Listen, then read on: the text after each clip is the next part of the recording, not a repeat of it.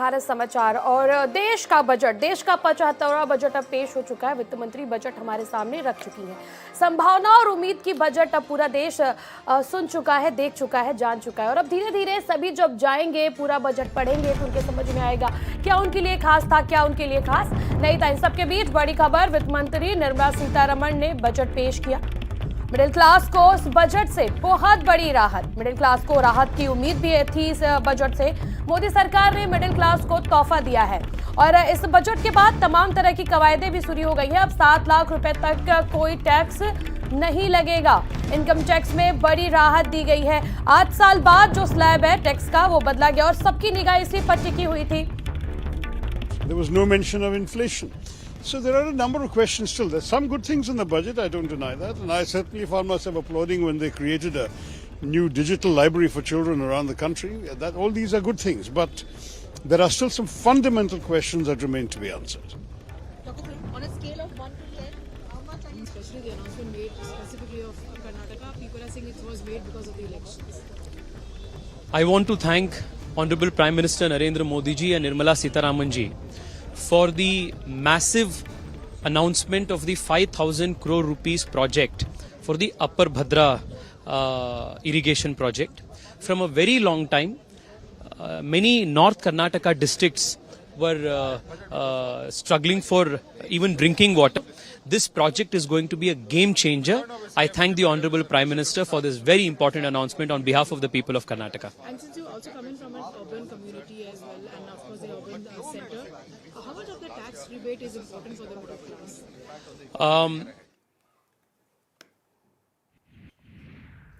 और देखिए बजट पेश हो चुका है। बजट के बाद सबकी निगाहें अब इसी पर और हर कोई इस बजट को समझना चाहता है और भारत समाचार पे खास मेहमान हमारे साथ जुड़ चुके हैं। उनके साथ आज हम इसी बजट पर चर्चा करेंगे। मैं आप सभी का परिचय करा दूं। वत्सल कक्कड़ हमारे साथ जुड़ चुके हैं जो चार्टर्ड अकाउंटेंट है। बहुत बहुत स्वागत है आपका भारत समाचार में।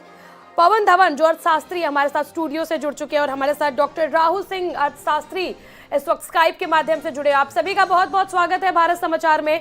और सबसे पहले वत्सल जी मैं आपके पास आना चाहूंगी क्योंकि देखिए जो सबसे ज्यादा निगाहें सभी की टिकी हुई थी वो इनकम टैक्स स्लैब पे टिकी हुई थी। तो हम चाहेंगे अब हमारे दर्शकों को सबसे पहले इनकम टैक्स स्लैब जो इस बार बदलाव किए गए 8 साल बाद उसको ब्रीफिंग में समझाएं। मैम, टैक्स स्लैब में चेंजेस किए गए हैं न्यू रेजिम में। जैसा हम सब लोग अवेयर हैं कि 2 टैक्स रेजिम इस समय चल रही हैं इनकम टैक्स में, new scheme and old scheme. तो न्यू स्कीम में मैम बेसिक एग्जेम्पशन लिमिट को भी 2.5 लाख से बढ़ा के 3 लाख किया गया है और tax slab up to 6 lakh रुपए 5%, 6 से 9 के बीच में 10%, 9 से 12 के बीच में 15% और 12 से 15 के बीच में 20% एंड अबव 15 30% किया गया है। इससे मैम मध्यम वर्ग को बहुत लाभ हो रहा है क्योंकि पहले 10 लाख के ऊपर ओल्ड रेजिम में हम लोग 30% स्लैब में थे। तो इफेक्टिवली 10 से 15 अगर हम 30% जोड़ते हैं तो 1.5 लाख रुपए टैक्स होता है और यहाँ पे हम 12 से 15 20 और उसके नीचे 15%, तो 10 12 15% का हमको मुनाफा हो रहा है। वो बहुत पॉजिटिव है। वो कैश जो हमारी जेब में बचेगा वो खर्चा होएगा और इकॉनमी में फ्लो करेगा जिससे ग्रोथ और आगे बढ़ेगी। बिल्कुल, हमारे साथ अर्थशास्त्री पवन धवन जी जुड़े पहुंचे। किस प्रकार से आप इस पूरे बिल को देखते हैं एक अर्थशास्त्री होने के नजरिए से, किस प्रकार से इस पूरे बजट को आप देखते हैं? देखिए, इस बजट की जो पृष्ठभूमि है ये 3 साल पहले इसकी एक रचना हुई थी जब केंद्र सरकार ने, वित्त मंत्री ने, प्रधानमंत्री ने देश के आमूलचूल इंफ्रास्ट्रक्चर के क्रिएशन में एक मेजर एलोकेशन किया था। और आज जब हम तीसरे उस फेज़ के 3rd ईयर में जब आए हैं तो इंफ्रास्ट्रक्चर डेवलपमेंट के लिए कैपिटल आउटले जो है तकरीबन 10 लाख करोड़ रुपए, तकरीबन 33% का इजाफा किया है। रेलवेज़ के लिए तकरीबन 2,40,000 करोड़ रुपए का एलोकेशन किया है जो कि अब तक का सबसे हाईएस्ट है। तो मुझको लग रहा है कि जो एक इंफ्रास्ट्रक्चर क्रिएशन है, नए भारत का जो निर्माण है, उसमें जो जिस ढंग से गति सरकार दे रही है, जो ये कहा गया है कि भारत एट 100, जो आज़ादी के 75 साल से आज़ादी के 100 साल का जो सफ़र है उसमें हम नए भारत का एक निर्माण कर रहे हैं। हम उस दिशा में सही जा रहे हैं। दूसरा जो पिछले 8 साल से हम सबकी एक्सपेक्टेशन थी, 6 साल से, कि मध्यम वर्ग को टैक्स में कुछ ना कुछ छूट मिले। 2 साल पहले नए कर ढांचे का आगमन हुआ, लेकिन उसको पब्लिक में बहुत एक्सेप्टेबिलिटी नहीं हुई थी। लेकिन आज जिस ढंग से उसमें छूट दी गई है, तो मुझको लगता है कि हमारे बहुत से करदाता अब नए कर ढांचे में शिफ्ट होंगे और उनको एक मेजर टैक्स रिलीफ मिलेगा। दूसरी तरफ 20 लाख करोड़ रुपए का एलोकेशन किया गया है एग्रीकल्चरल सेक्टर को प्रमोट करने के लिए। देखिए, ये बजट जो पिछले 3 साल से मैंने बात कही कि 3 साल के लगातार बजट को जब हम एनालाइज कर रहे हैं, तो वो बजट केवल 1 साल को सोचकर नहीं लाया जाता, मैं देख रहा हूँ कि नहीं लाया गया है, लेकिन एक बहुत लंबी रेस के लिए इन बजट को में प्रावधान लाए गए हैं, जिसके कि हमको अगले 12 महीने में उसका नतीजा मिलेगा ऐसा मैं नहीं कहूँगा। उसके जो बहुत दूरगामी परिणाम होंगे, जो इंफ्रास्ट्रक्चर क्रिएशन आज हो रहा है, अभी जैसा मैंने देखा कि डिजिटल इंफ्रास्ट्रक्चर क्रिएशन के लिए मैसिव एलोकेशन हुआ है, तो ये सारी चीज़ें एक नए भारत को निर्माण कर रहा है और हम और हमारी आने वाली जनरेशन्स इस बजट के प्रावधान से कहीं ना कहीं आगे लाभान्वित होंगे। हमारे साथ साथी डॉक्टर राहुल सिंह जी जुड़े। राहुल जी, इस बजट को आप किस प्रकार से देखते हैं, आम जनता का बजट या चुनावी बजट? नहीं कहेंगे, क्योंकि चुनाव केंद्र में या राज्यों में कोई सरकार कोई भी हो, उसको हर 5 साल पे चुनाव को फेस करना होता है। ये बजट निश्चित रूप से कुछ इसमें कुछ ऐसी बातें हैं जो आकर्षक हैं, जो लोगों को, खासकर मिडिल क्लास के हित को ध्यान में रख के कहा गया है। मैं सुबह में आज कहीं पे ये बात मैं बता रहा था कि अगर भारत का, इंडिया का डेवलपमेंट करना है, तो हम रूरल इंडिया को इग्नोर करके नहीं कर सकते हैं, कि ये हमारा जो डेमोग्राफिक प्रोफाइल है वो बाकी देशों की अपेक्षा अलग है, डेवलप इकोनॉमी से बिल्कुल अलग है। अर्बनाइजेशन का रेट डेवलप इकोनॉमीज में ज़्यादा है, हमारे यहाँ कम है। रूरल इंडिया का बोलबाला ज़्यादा है। तो आप पॉलिटिकली भी और इकोनॉमिकली भी दोनों तरीके से यदि आप साधना चाहते हैं, तो आपको निश्चित रूप से रूरल इंडिया को ब्रश साइड करके, इग्नोर करके नहीं रहना होगा।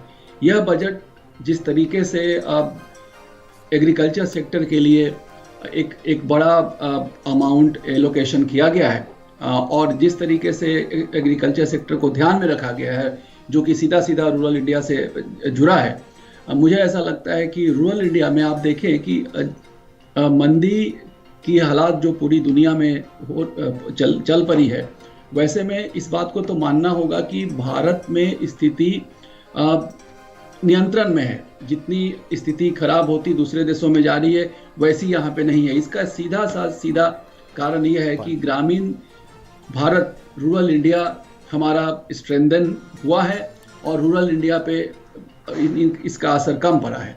तो मुझे ऐसा लगता है कि यह बजट भारत के फंडामेंटल्स को स्ट्रॉन्ग करेगा, खासकर रूरल इकोनॉमी को स्ट्रॉन्ग करेगा। And on the other side आप देखें जिस तरीके से रेलवे के लिए, जैसा कि हमारे साथी ने कहा कि रेलवे के लिए जो एलोकेशन किया गया है, एक अच्छा खासा फंड एलोकेशन हुआ है 10 लाख करोड़ का, 33% इजाफा हुआ है उसके बजटरी एलोकेशन में। तो ये भी अपने आप में काफ़ी सराहनीय है।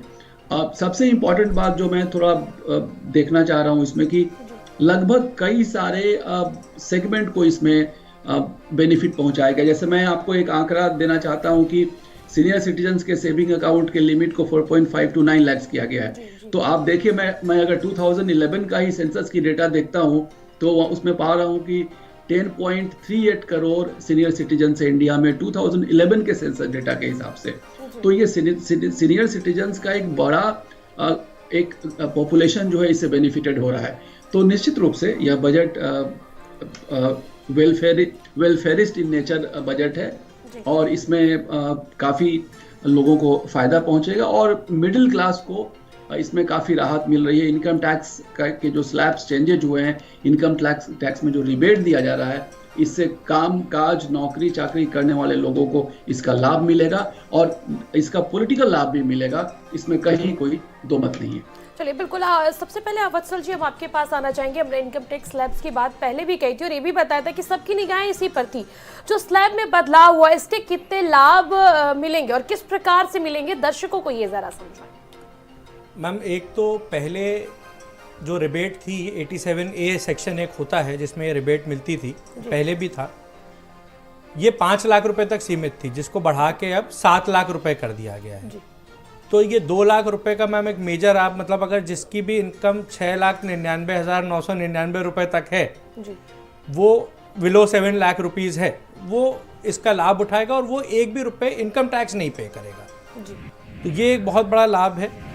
दूसरा, टैक्स स्लैब में चेंज होने की वजह से ओवरऑल भी मैम जैसा मैंने पहले कहा कि जेब में आपके पैसे बचेंगे अगर आप न्यू रेजीम में जाते हैं। ये सारे चेंजेस न्यू रेजीम में हैं, ओल्ड रेजीम में कोई मेजर चेंज नहीं लाए हैं। तो जो लोग सेक्शन 80C और चैप्टर 6A के डिडक्शंस का बेनिफिट क्लेम करते हैं उनके लिए कोई मेजर बदलाव अभी बजट स्पीच में तो नहीं सुनने में आया। फाइनेंस बिल का भी हम लोग विश्लेषण करेंगे तो हो सकता है कुछ और उस पर कमेंट कर पाए। वत्सल जी, एक बार न्यू रिजीम और ओल्ड रिजीम को अब हमारे दर्शकों को समझा दे, तब हम इस मुद्दे पर आगे बढ़े ताकि आसानी हो सबके लिए समझने के लिए कि what was the old regime and now what is the new regime. तो हम इजीली, जो हमारे दर्शक भी इजीली आगे बढ़ पाएंगे और समझ पाएंगे। मैम, ओल्ड रिजीम में सारे डिडक्शंस और रिबेट्स का बेनिफिट असेसी को मिलता है, वो स्कीम आज भी लागू है। जो भी आपके इनकम टैक्स पेयर्स हैं, आप अवगत होंगी, जो पेमेंट्स करते हैं लोग LIC प्रीमियम के लिए, हेल्थ इंश्योरेंस के लिए, PPF में पैसा जमा करते हैं, ये सारे का डिडक्शन मिलता है 1.5 लाख रुपए तक और मेडिकल इंश्योरेंस उसके अतिरिक्त मिलता है 25,000 या 50,000 रुपये तक, जैसे आप क्वालिफाई करें। ये न्यू स्कीम में नहीं है। न्यू स्कीम बिना किसी डिडक्शन की स्कीम है, आप एक भी रुपए कहीं पे इन्वेस्ट ना करें, उसके ये अलग स्लैब्स हैं और आपको टैक्स इसके अकॉर्डिंगली होगा। ये दोनों में मेजर एक फ़र्क है। चलिए बिल्कुल, हमारे साथ पवन धवन जी जुड़े। पवन जी, देखिए रेलवे के लिए 75,000 करोड़ का जो बजट आया है, लेकिन प्राइवेटाइजेशन भी रेलवे का चल रहा है, किस प्रकार से आप इसको देखते हैं? देखिए, पब्लिक प्राइवेट पार्टनरशिप का दौर हिंदुस्तान में पहले भी था और आज भी है। मुझको लगता है कि हमको, चूंकि अपना इंफ्रास्ट्रक्चर, आज हमने पिछले 8 सालों में हम देखें तो हमारे रेलवे के इंफ्रास्ट्रक्चर में बहुत आमूलचूल परिवर्तन हुआ है। वहाँ की फैसिलिटीज़ में, हम ट्रैवलर्स के लिए जो कन्वीनियंसेस हुए हैं, आज हम एस्केलेटर से सीढ़ियाँ चढ़ के सामान अपना खुद उठा के चले जाते हैं। तो वो इंफ्रास्ट्रक्चर में जो स्पेंडिंग्स हुई हैं वो रेलवे के अंदर, उससे हम सब आम आदमियों को बहुत फ़ायदा हुआ है। और इस तरह की स्पेंडिंग से कम्यूटेशन, आज हमारे जैसे तकरीबन 50 नए एयरपोर्ट खोलने की फिर बात हो रही है। तो जहाँ इतनी फ्लाइट्स की कनेक्टिविटी हो गई है कि आज हम कम समय में ज़्यादा से ज़्यादा दूरी और ज़्यादा से ज़्यादा स्थानों में जाके अपनी प्रेजेंस, अपना काम कर सकते हैं। तो this is also ease of doing business. दूसरा जो पहलू बात आपने एक चर्चा के दौरान कही कि रोजगार, देखिए एक फिगर वित्त मंत्री जी ने खुद बताई कि इस 2022 में EPFO में तकरीबन डबल का इजाफा हुआ है उसकी मेंबरशिप में। और दूसरा ये चीज़ है कि देखिए, हिंदुस्तान, अगर हम सदियों पहले भी चले जाएं तो हम एक खुद सेल्फ एम्प्लॉयड बिजनेसेस को बिलीव करते रहे हैं। हम वो वाइट कॉलर जॉब और वाइट क्लरिकल जॉब की हम लोगों की मानसिकता कम रही है। लेकिन हाँ, आज़ादी के बाद हमने देखा कि अंग्रेज हमको जो सिखा के गए थे, जिस ढंग से नौकरी नौकरी नौकरी, आज पिछले कई 6-8 साल में हमने एक बदलाव देखा है कि हमारा यूथ खुद एक नौकरी देने वाला बन रहा है।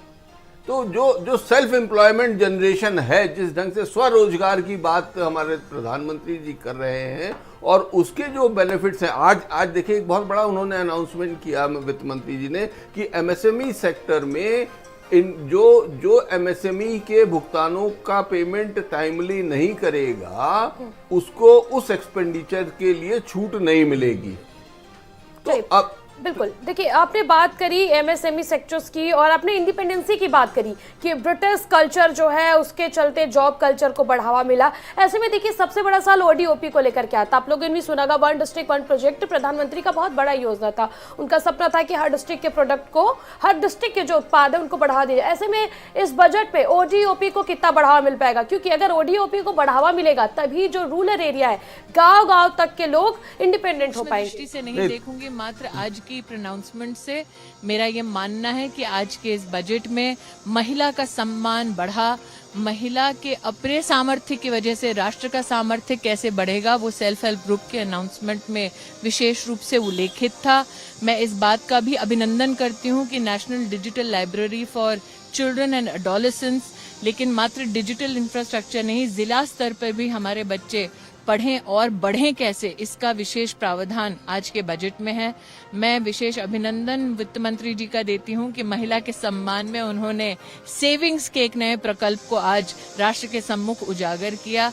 नारी शक्ति एक सशक्त राष्ट्र का निर्माण कैसे कर सकती है, उसका प्रतिबिंब आज के बजट में था। 5 से 7 लाख हो गया है मैम। मैं इतना ही कहूंगी, मिडिल क्लास बोनांजा वाला आज का बजट आप इसको देख रहे हैं, लेकिन इंक्लूसिव ग्रोथ की बात प्रधानमंत्री जी ने बार बार कही है।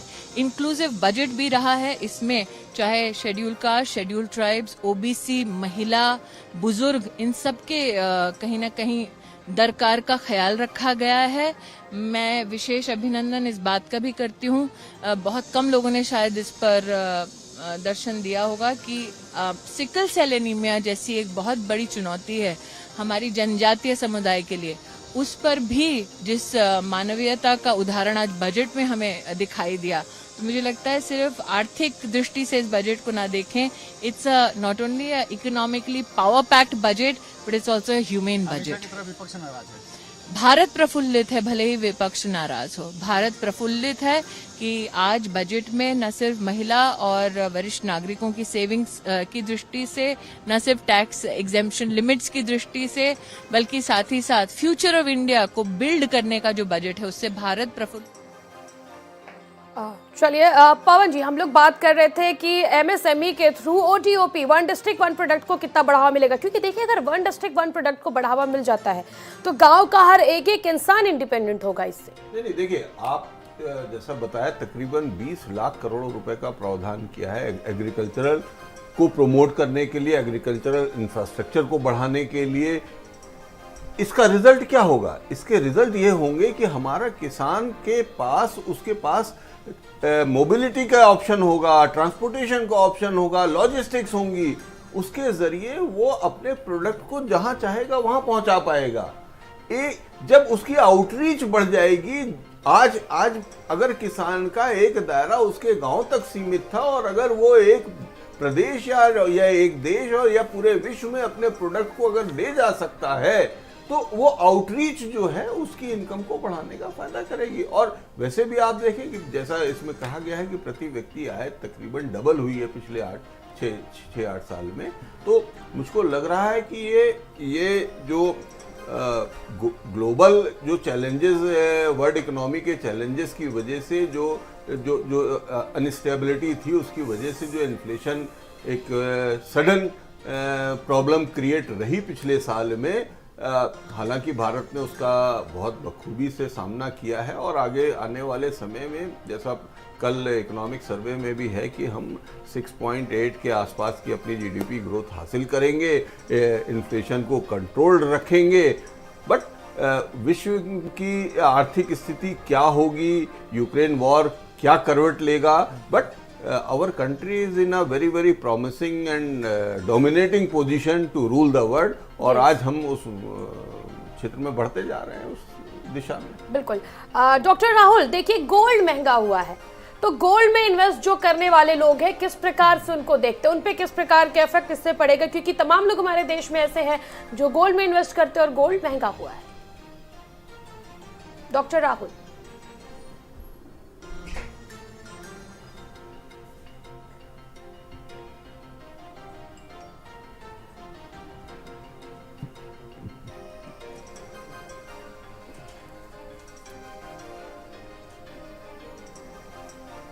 डॉक्टर राहुल, जिस प्रकार से गोल्ड महंगा हुआ है तो गोल्ड में जो इन्वेस्ट करने वाले लोग हैं उन पे किस प्रकार से इसका इफेक्ट पड़ेगा?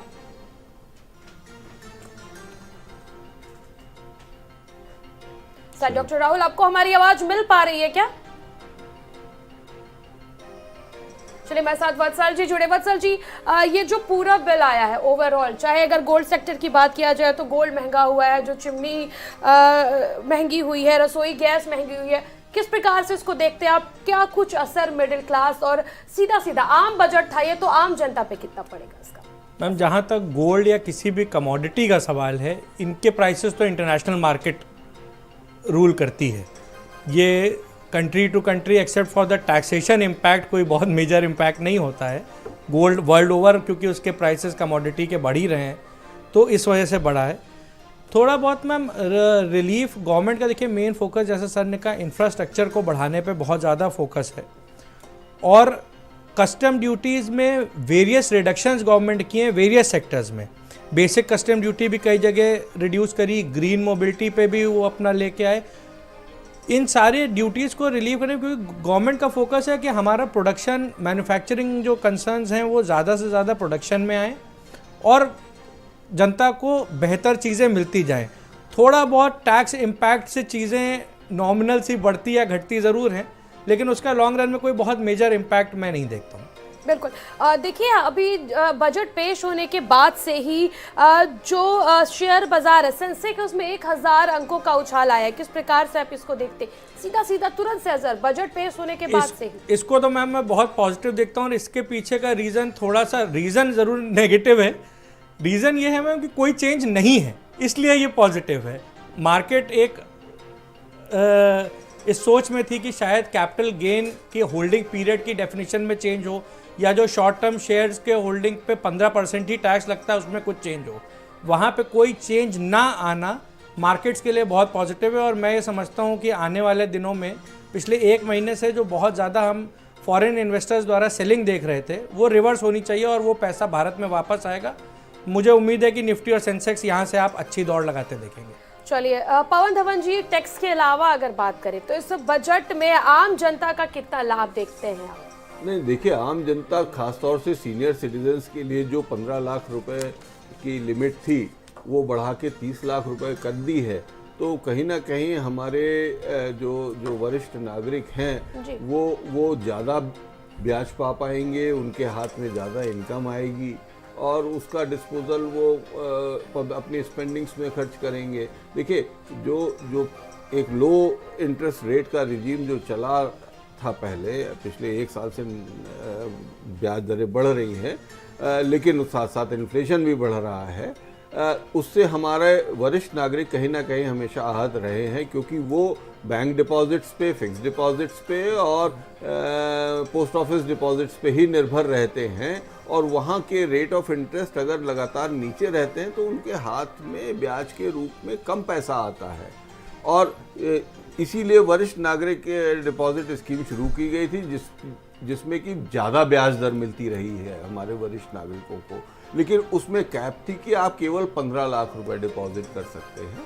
तो अब वो लिमिट 15 लाख से बढ़ा के 30 लाख रुपए कर दी गई है। इससे हमारे वरिष्ठ नागरिक, अगर एक पति पत्नी दोनों वरिष्ठ नागरिक हैं, तो जो अभी केवल 30 लाख रुपए डिपॉजिट करता था परिवार, अब वो 60 लाख रुपए निवेश करेगा इसमें, और उनको उस एडिशनल 30 लाख रुपए पे भी ज़्यादा ब्याज दर मिलेगी, तो नेचुरली उनके सोर्स ऑफ इनकम बढ़ेंगे और उनके भविष्य में जो उनकी ज़रूरतें हैं उसका पूरा करेंगे। तो मेरे हिसाब से ये बजट जो है, एक तो देखिए, हालांकि मैंने देखा कि हमारे कांग्रेस के सांसद महोदय कह रहे थे कि इन्फ्लेशन के बारे में कुछ नहीं। देखिए, इन्फ्लेशन का बजट से कोई सरोकार नहीं है। इन्फ्लेशन तो आरबीआई के द्वारा नियंत्रण किया जाने वाला एक बेंचमार्क है, और वो चूंकि पिछले 1 साल से विश्व स्तर पे लगातार ऐसी गतिविधियां हो रही हैं जिसकी वजह से आरबीआई इन्फ्लेशन के ऊपर अपना कंट्रोल और अपनी पैनी नज़र रखे हुए और उसके हिसाब से रेट ऑफ इंटरेस्ट को लगातार वेरी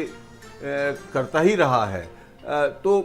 लेकिन जिस ढंग से स्पेंडिंग्स हो रही हैं सरकार के द्वारा, लोगों के हाथ में ज़्यादा पैसा आ रहा है और स्पेंडिंग्स होंगी। दूसरा, जो रोज़गार की बात है, तो जिस ढंग से पब्लिक स्पेंडिंग हो रही है, लोगों के को वो उस स्पेंडिंग का कुछ पैसा लोगों को सैलरीज के रूप में, वेजेस के रूप में, काम के रूप में ही होगा, तो नेचुरली ज़्यादा लोगों को रोजगार मिलेगा और एक नए भारत का निर्माण हो रहा है। हम लोग लगातार विकास की जिस दिशा में चल रहे हैं।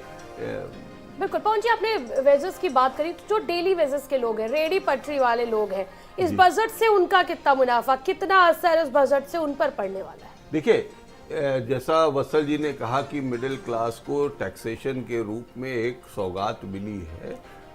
जो वो 100 रुपये कमाते थे, अगर उसमें से पहले वो 25 रुपये टैक्स देते थे, तो अब वो 20 रुपये टैक्स देंगे।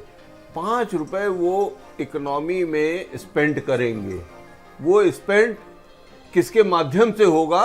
तो नेचुरली जो हमारे शॉपकीपर्स हैं, हमारे रेडी वाले हैं, सब्जी वाले हैं, हम अपनी स्पेंडिंग्स वहीं तो करेंगे। तो उन सबको भी इस तरह से कहीं ना कहीं इस हिस्सा, उनका हिस्सा भी इस बजट में हम देख रहे हैं। जिस ढंग से 20 लाख करोड़ रुपए कम नहीं होते हैं एग्रीकल्चरल इंफ्रास्ट्रक्चर को बनाने के लिए।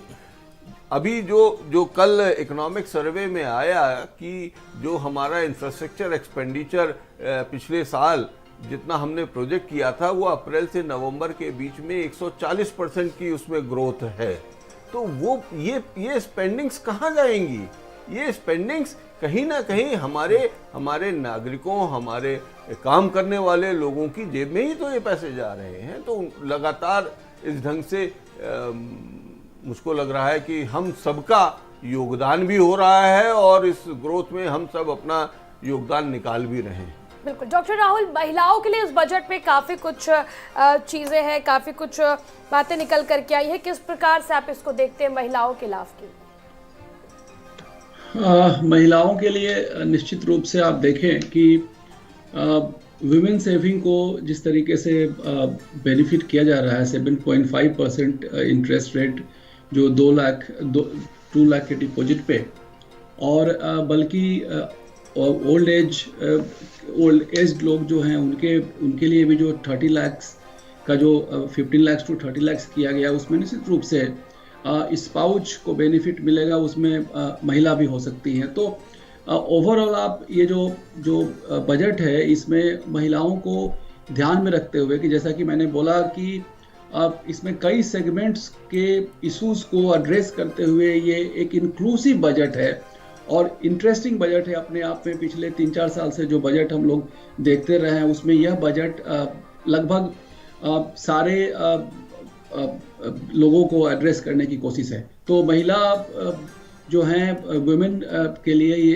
भी काफ़ी आकर्षक है, और जो इसमें लाए गए हैं, जो भी इंक्लूजन्स महिलाओं के लिए, वो उससे काफ़ी बेनिफिट होगा और उसका परिणाम आपको नजर आएगा आने वाले समय में। ठीक है, वत्सल जी हमारे साथ जुड़े हैं। वत्सल जी, देखिए, युवाओं को लेकर हमेशा से सवाल उठता रहा है। युवा हमेशा से इस चीज को लेकर के आगे रहे। आपने देखा होगा विपक्ष भी तमाम तरह के सवाल युवाओं के फ्यूचर को लेकर के उठाता, चाहे कोई भी योजनाएं आई हो, लेकिन सवाल उठाओ। इस बिल के बाद कितना युवाओं का लाभ आप देखते हैं? क्योंकि युवा जो है वो देश की रीढ़ की हड्डी है। मैम, युवाओं के लिए खास तौर से आजकल के युवा उद्यमी जो हैं, उनका स्टार्टअप्स पे बहुत ज़्यादा फोकस है और स्टार्टअप से कहीं ना कोई युवा जुड़ा भी है, चाहे एज एन इन्वेस्टर, चाहे एज एन एंटरप्रेन्योर, चाहे उसको एज एन आइडल अपना मानता हो। उनके लिए गवर्नमेंट स्कीम लाई है। उनके जो टैक्स रिजीम है उसमें थोड़ा सा अमेंडमेंट किया, उसको और उनके लिए बेनिफिशियल बनाने की कोशिश की बढ़ाया गया है। जी। तो गवर्नमेंट हर तरीके से मैम प्रयास कर रही है और मेरे हिसाब से आज की तारीख में हमारा देश बहुत बड़ा वर्ग युवा है। तो जब भी कोई स्कीम आएगी, चाहे वो इंफ्रास्ट्रक्चर में इन्वेस्टमेंट हो, चाहे वो डिफेंस में इन्वेस्टमेंट हो, चाहे वो किसी भी क्षेत्र में हो, युवा उससे अछूता नहीं रह पाएगा। कहीं ना कहीं युवा भी उससे जुड़ा ही रहेगा, वो उससे लाभान्वित होएगा ही होएगा। बिल्कुल। तो आपने सुना कि किस प्रकार से इस बजट पर किसको कितने प्रॉफिट है, किस सेक्टर में कितना कुछ आया, और हमारे खास मेहमान हमारे साथ जुड़े थे। आप सभी का हमारे साथ जुड़ने के लिए बहुत बहुत शुक्रिया। और अब ये बजट आ गया है, हर कोई मैं आपको बताना चाहूंगी कि अब देखिए वेबसाइट पर भी ये बजट अपलोड हो चुका है। ब्रीफ में जानने के लिए एक बार आप आए, बजट को पढ़े। भारत समाचार के भी वेबसाइट पर आप जाए, पूरी ब्रीफिंग भारत समाचार अपने वेबसाइट पर भी कर रहे हैं। फिलहाल आप सभी का बहुत बहुत शुक्रिया। देखते रहिए भारत समाचार।